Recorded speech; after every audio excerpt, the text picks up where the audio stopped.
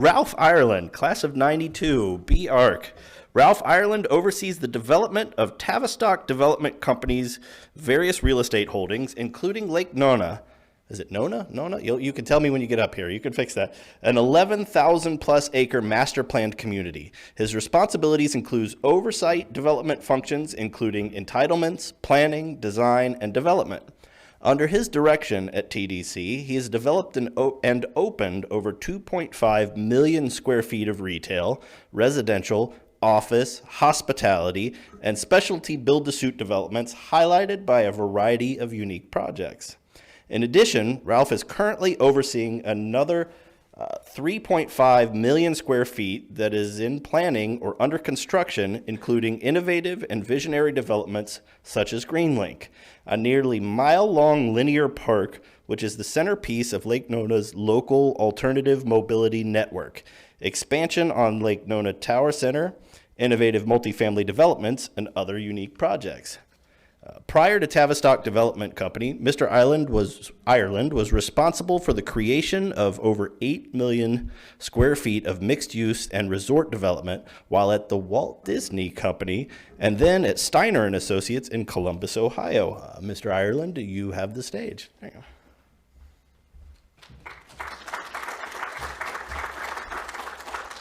Well, that was a mouthful. So we are going to talk about Lake Nona, but really it's not about Lake Nona. These are just examples because this is all about making the most out of opportunities. And yes, I went to the dark side. I'm in development. But, like a conversation I was having earlier, you actually have the ability to affect the built environment quite a bit if you're on in the developer's seat. So anyway, this is Lake Nona. You can see it's actually not the orange. This is blue. It's about 11,000 acres, as you heard earlier. And the orange is actually another one that we're just starting. It's about 24,000 acres, which is we can talk about at another time. You can see downtown is here. We've got the Walt Disney Company here and Universal, et cetera. So at Lake Nona, again, we're trying to get more out of what we have. And why do we want to do that? Well, this is our mission statement, but just look at a couple words here. Extraordinary environment, right? Creating that, and then inspiring human potential. So it's not just about developing stuff. This is what Lake Nona looked like in 2001. So I joined in 2013, okay? But here's the airport, if you've ever been through it. Chances are you have. This was an original golf and country club. Our founder bought that golf and country club in about 2,000 acres, and over time it's grown to be the 11 or 12,000 acres that it is today. But you can see, not much was there in 2001. And by the way, that was 9 years after I graduated. So this is pretty recent, because, yeah, okay. Then, as of last year, and I joined in 2013. So since then, over the past 8 years, basically, a lot of this has happened. Some of it's happened before, but you can see it's grown quite a bit. And what I want you to remember here, so you can visualize it as we get to future slides, is this is what's called Lake Nona Central. This little area here is our town center, or the center of Lake Nona, more like a downtown. And this is our Midtown district here. Okay, there's a lot of single-family residential that has been developed and is being developed as well. So how do you get more out of it? I mean, really, it's about innovating. And I know everybody uses that word a lot, but the way we look at things is, first of all, you have to plan well, but allow for optionality. Okay, so I've seen a lot of plans. Probably people in this audience have done a lot of planning, but it's important to plan, but know that things are going to change. If there's one thing that's certain, is that what you do today is not what the result's going to be tomorrow. Also, inspiration can come from varied sources. So it's not just about hiring an architect or a planner. It's about allowing others to come in and provide input and come up with ideas. And then it doesn't have to be complex either. I mean, you don't have to, just because it's complex doesn't make it better. And then the other thing is you can put stuff on paper, you can build things, but you also have to enable people to use them to the fullest potential. So this is an example of planning for optionality, right? So this is that central area, if you remember. This down in here is a 1,400 home community that is now fully built out, but it was sold to a developer and they did those 1,400 homes, and then this area up here is also part of Lake Nona to be developed. This was a plan that was done, and there have been many plans done that showed, walkable community here, another 18-hole golf course, which is traditional for Florida back in, say the late 2000s or so. But again, just because you plan it doesn't mean you do it. There are options to change. So instead of doing another golf course, which is typical, we were approached by the United States Tennis Association, and they said, hey, we would love to put our national campus, so we can grow the sport and open it up to a lot of different people. And so we said, okay, you know what? We were going to do a golf course there, but okay, let's do this. And so what does that do then? So now this facility, which is over 100 courts, it deals with colleges and upcoming players and disadvantaged people and things like that. Now it becomes like this performance idea. So this area now becomes a performance area. It still has some residential development, but you can see this thing over here, KPMG has now put their international training center here, where everybody from all over the country and some from the world will come and train in this location. So again, it's about that performance. So again, the point is, you go from this, which is what was traditionally thought of then, to this, and then future. So now it's just not just single-family residential anymore. It's a nice mix. This is that town center location. Okay, so this is 2014, not that long ago. There have probably been 80 plans done for this. Okay, this is one of the 80. I don't know, it might be number 36. This one didn't allow for much optionality because this is a very retail-centric plan. It was probably about 2014 because I was here for this. And, it was traditional, like retail-centric, so it didn't allow for a lot of other uses at scale and things like that, and you had to build it all at one time in order for it to be successful. So that doesn't give you much optionality. The plan evolved, and now this is what it currently is. And what it does is it establishes a framework to where you can do just about anything. So you have what we call an inner loop street, which is much more pedestrian, tighter scale, things like that. You have a middle loop, which allows for service and accessing parking and things like that. And then you've got the outer loop, which is allows for throughput and integration, or not integration, but access into the site, another set of access. So today, instead of building it all at one time, we're able to build incrementally, and we're able to do things that are best for the community and be very thoughtful about each and every little step that occurs. You can't really tell what's in this slide, and but we've got a new hotel that's opened up. We've got a medically integrated fitness facility and office, and so on and so forth.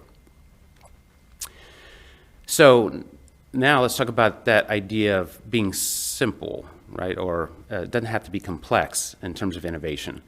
So the image on the left, that's not Lake Nona. I mean, it's nice, I guess. Pretty expensive. It's a hotel. On the right is a hotel that we just opened up. It's called the Wave Hotel, and it's super simple. I mean, it really is. This is like just, these are the same walls that are going up the whole way, the same footprint, and the only thing that was done differently, and this is designed by Architectonica, by the way, is these balconies on the ends, they simply change at each level, and they rotate just a little bit at each level. So there's not so much waste. Like, I would say that there's a lot of waste in this in terms of materials and things like that. in its symbol. This is another example. It's not Lake Nona. I think this is in Winter Park. A lot of time and effort was put into, a facade here. I'm sure the city required it and make it look like a building and, match everything else that was going on. But here's an example of what we did with the garage. And the difference here is we actually had a design that was similar to the other one, precast and things like that. But we said, you know what, that's just not good enough. And we don't want to hide it with landscaping. It's a building. It should be celebrated. So we said, let's go outside the box. We hired a local artist, actually, and said, hey, we want you to look at this. How would you make this a piece of art versus just a building? And so he came up with this idea of binary code, and it spells out, actually, you can decipher it. It spells out different words about Lake Nona, like innovation and thoughtfulness and things like that. This was all done, that's a stair tower. So instead of it being a stair tower clad in brick or whatever, it's clad in these metal panels that then is a canvas for projection mapping. And that animates everything at night. Now there's a whole lot more buildings around here since this photo was taken, but nonetheless. And by the way, all this was done for the same budget that would have been for a precast facade. The other thing is enabling the experience, right? So again, thoughtful master plan communities, you have great bike trails and things like that. And I'm not going to show this video, but what do you do? What do you do beyond that? It's one thing to put a trail in, right, or a bicycle lane. It's another thing to make it such that in Central Florida, where it gets really hot in the summer, to get on my bike in the morning and ride to work. Well, what happens? You're all sweaty and everything. So what we decided is we're going to take what we had, build upon it, and say, how do we really take mobility within Lake Nona to another level, besides cars and besides trails. So we're doing this $40 million expansion as part of actually a grant. And we're expanding our bicycle network, e-mobility network. We're doing this thing called the Green Link, which you heard in the setup here. And then a car barn, which you'll see that we're doing this autonomous shuttle system now, and a mobility hub. And that mobility hub is something where you can pick up modes of transportation, but you can also shower when you get to your destination in that town center area. So that now I can ride my bike to work in the morning, and I can store my stuff, my stinky clothes and all that, until I leave that afternoon. This kind of shows you some of the infrastructure that will be going in for this alternative mobility network. Some of the things you'll see are these recovery zones also, which are located within the network for people on bikes and e-mobility. So you can fix your bike, you can fill your water bottle, you can get shelter. And by the way, they're located in areas of interest. So not just, every 900 feet or so, but it's at like near a park or near a coffee shop or things like that.